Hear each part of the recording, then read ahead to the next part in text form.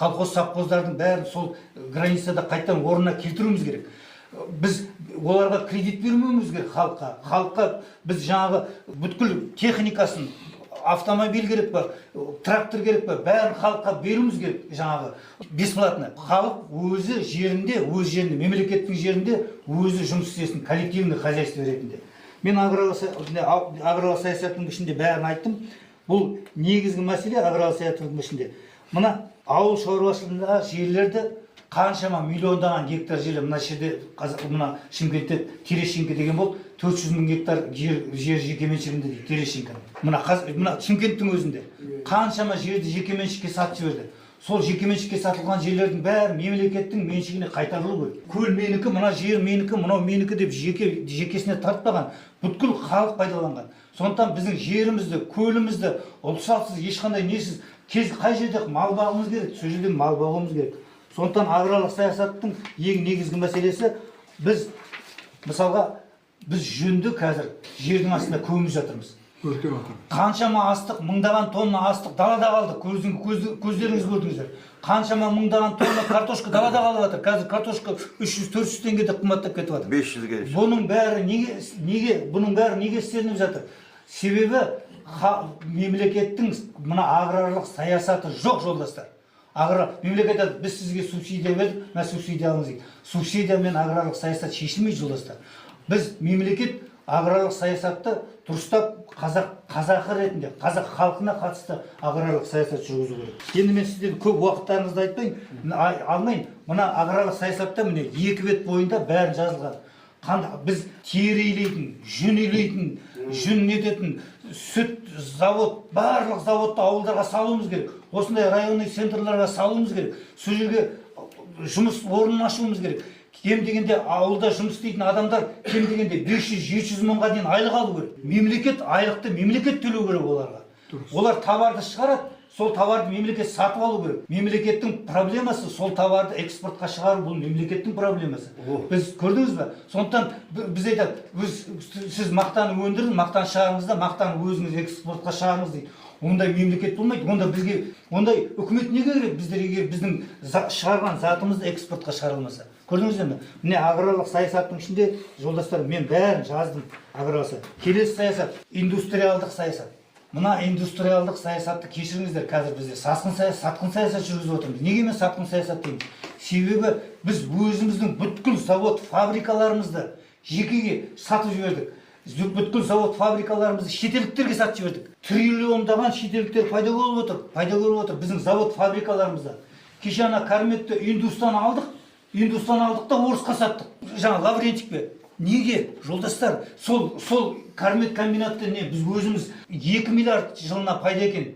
2 миллиард пайда табады екен жаңа Кармет. Сонда ол Карметті неге біз өзіміз дете алмаймыз? Неге біз өзіміз арға жүргізе алмаймыз? Соның бәрін жекеге сатылып кеткен бүткіл завод фабрикаларды, мұнай компанияларын бәрін түгел мемлекеттің меншігіне, халықтың меншігіне біз қайтаруымыз керек, жолдастар. Конфискация жасауымыз керек, ашық айту керек. Бұны ашық айту керек. Бәрін біз түгел конфискация жасауымыз керек. Конфискация жасап, мемлекеттің меншігіне, қазақ халқының меншігіне. Жаңағы триллиондаған пайданы бір адам алып жатыр. Бір-ақ адам алып жатыр. 162 адам дейді ғой. Бір адам алып жатыр. Соны біз тоқтатуымыз керек. Бұл жаңағы түскен ақшаның бәрі мемлекеттің қалтасына, халықтың қалтасына түсу керек. Сонда біз жаңағы 20%-ға ананы індесті көтеріміз, аның ондай әңгімені айтпайтын боламыз. Міне индустриал саясатта, жолдастар, мен көп сіздердің орында уақыттарыңызды алмайын. Индустриал саясатта міне 2 бет қылып мен жаздым. Не істеуіміз керек? Қалай істеуіміз керек? Қалай жаңағы мемлекетке қайтаруымыз керек? Сосын, жолдастар, біздер мына Тоқаевтың билігі айтып отыр. Газды қымбаттатуымыз керек, бензинді қымбаттатуымыз керек дейді. Біз мұнайлы мемлекетпіз. Біз триллиондаған бізде газ бар. Сол газ бен мұнайымыз болып тұрып, біз жаңағы қымбаттатуымыз керек дейді. Мына экономикада нарықта мынандай бар. Спрос рождает предложение дейді. Предложение рождает спрос дейді. Енді қараңыздар, бензин неге қымбаттап жатыр? Себебі бензиннің предложениесі аз, шығару аз бензин. Біз Совет үкіметі кезінде салынған ұшақ завод салдық, ұшақ завод. Жаңа Шымкентте, сосын жаңағы Шымкентте, кстати, сіздердегі Шымкенттегі заводты Қытайға сатып жіберді жекеменшікке. Егер сіздер білетін болсаңыздар, Шыновск қазір Қытайдың қолында отыр. Мына Павлодардың заводы, Атырау ұшақ завод, Біз бензинді өзіміздің мемлекетімізге шығара алмай жатырмыз. Бензинді өзіміздің мемлекетімізде. Біз газды, Қарашығанақтың газын біз неге жіберіп жатырмыз?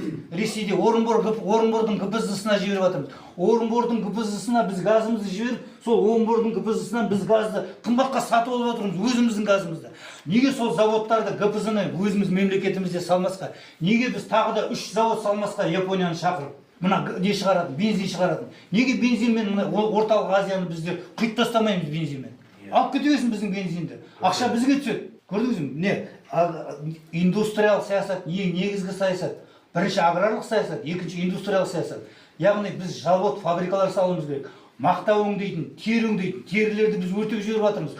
Теріні арзанға біз жаңағы түріктермен Қытайларға сатып жатырмыз. Олар одан жаңағы шуба күшті салып, бізге екі есе қымбатқа қайтадан сатып жатыр. Сөзіңіз созаққа апарып, мына АЭС мәселесі. АЭСті біз салмауымыз керек мемлекетте. АЭСті біз міне бір емес енді 3 АЭС саламыз деп жатыр. АЭС туралы мына кітабымда жаздым, жолдастар.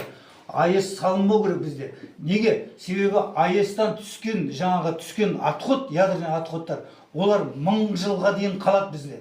Ол қазір Германия АЭС-ін жауып тастады. Неге Германия 18 000 отходты қайда жіберерін білмей жатыр? Германияның жерлері кішкентай ғой. Олар қай жерге жібере алмайды. Енді айтады, үкімет айтады, міне Франция АЭС-пен ғана өмір сүріп отыр дейді. Неге Франция АЭС салып отыр? АЭС-пен ғана өмір сүріп отыр. Себебі Францияның атоллары бар. Францияның баяғы империя кезінде, Францияның империя болған кезіндегі аралдары бар шетелдерде. Жаңағы аралдары бар, көміп жатыр. Түсіндіңіздер ме? Жаңағы отходтарды өз Францияның жеріне олар отходтарды көміп жатқан жоқ. А біз мына отходтарды қайда көмеміз? Біз өзіміздің жерімізге көмеміз. Көрдіңіз бе? Бұл мемлекетімізге біздің не әкелмейді. Біздің жеріміз кең.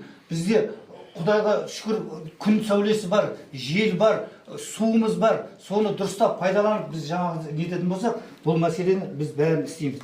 Мына жерде мен бәрін жазғам.